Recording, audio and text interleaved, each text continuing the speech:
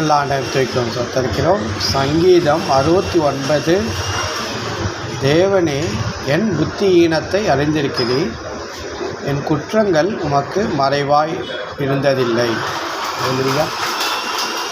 தேவனே, என் புத்தியீனங்களை அறிந்திருக்கிறீர், என் குற்றங்கள் உமக்கு மறைவாய் இருக்கவில்லை. இல்லையா?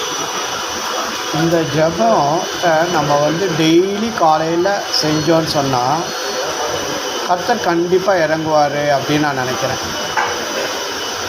ஆனால் புத்தியீனமான காரியம் நம்ம செய்யும்போது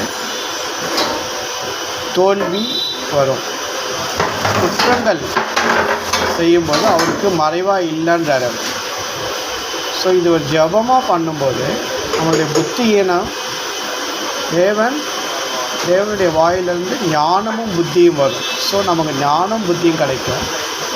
அட் த சேம் டைம் என் குற்றங்கள் உமக்கு மறைவாக இருக்கிறதில்லைன்னு சொல்லும்போது பிசாசான நம்மளை குற்றப்படுத்த முடியாது, நம்மளுடைய இருதயத்தை குற்றப்படுத்த முடியாது.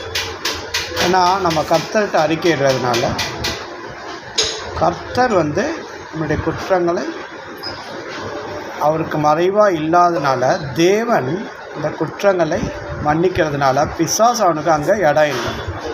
நம்மளை குற்றப்படுத்துறதுக்கு பிசாசானுக்கு இடம் கிடையாது. ஏன்னா தேவனுக்கு மறைவாக குற்றங்கள் இல்லைன்னு சொல்கிறார்.